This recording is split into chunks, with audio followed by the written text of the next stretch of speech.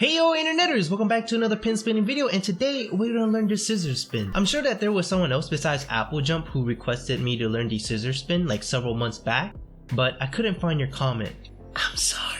The scissor spin should be fairly easy to learn if you've been pin spinning for quite some time. And the scissor spin is a basic trick, so if you're starting off with pin spinning, this is still a really good trick for you to learn as well. And for those of you who are just like me and have no idea what the scissor spin was, here's a quick clip showing you what the scissor spin is. And so since you're holding your fingers in a scissor-like position, this is the reason why the pin trick is called the scissor spin. It's kind of obvious. Based on what I understand, there are two versions of the scissor spin. There's the original one where you will start off with the pin in the finger slot 1 and 2 but near its flap, and you'll spin the pin from there. Or you have the more modern version where you start near the fingertips. And for this video, we'll be learning the modern version of the scissor spin. And so with all of that, this is my first attempt into doing the scissor spin.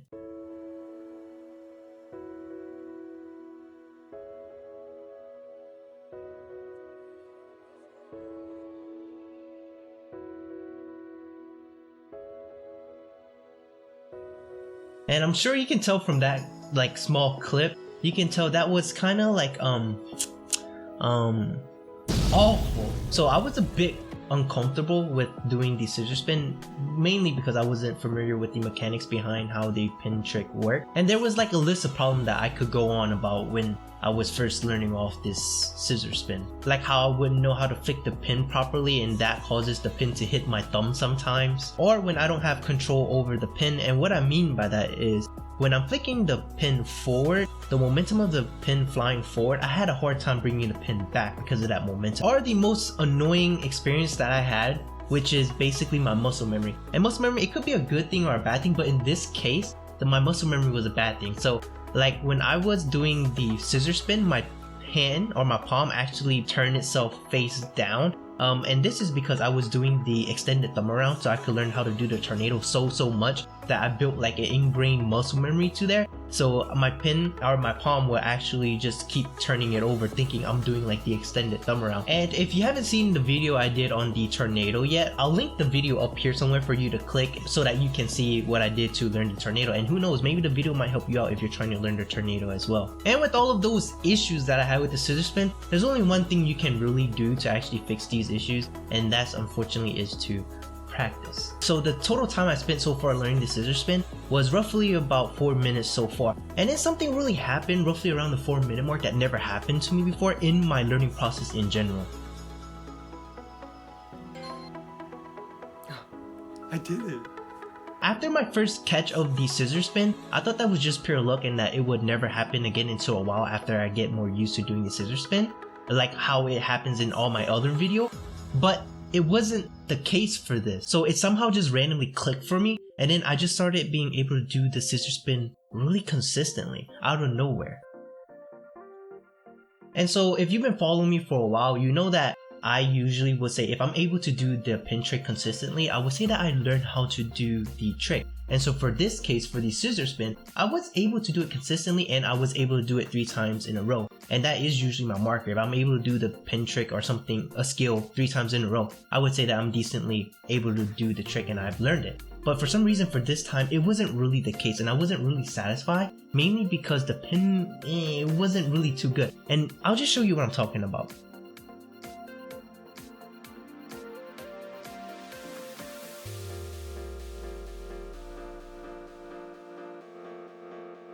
And so yeah, from that, I'm sure you could tell, it means more practice.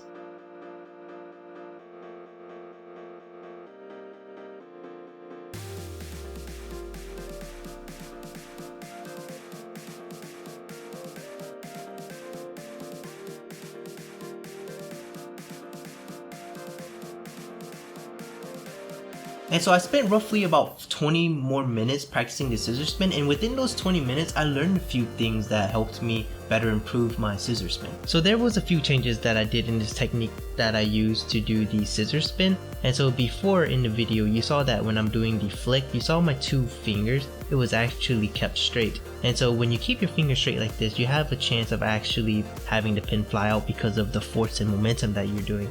And so if you want to do the flick really fast and hard so you can have like a really solid and smooth spin, you actually want to start to bend your middle fingers. And basically what I mean by that is you move your middle finger behind your index or your index finger in front of your middle finger, depending on how you look at it. And so when I did this, right, the pin will be locked up between my two fingers, right? And so they won't have a chance of actually flying out. And so when you're actually locking it up, the pin is stopped between your index and middle finger. And also another thing that I started doing is I started to use my thumb as support.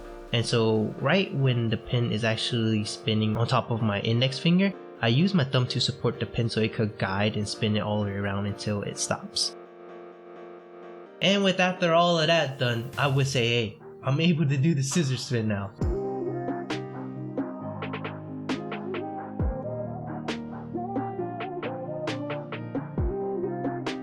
And so I spent a total of 24 minutes and 41 seconds, and I dropped the pin 202 times before I got the scissor spin down. And after all of this, I would say that I'm able to do the scissor spin now. And so if you enjoyed the video, please make sure you hit that like and subscribe button. And like always, thanks for watching, and until next time.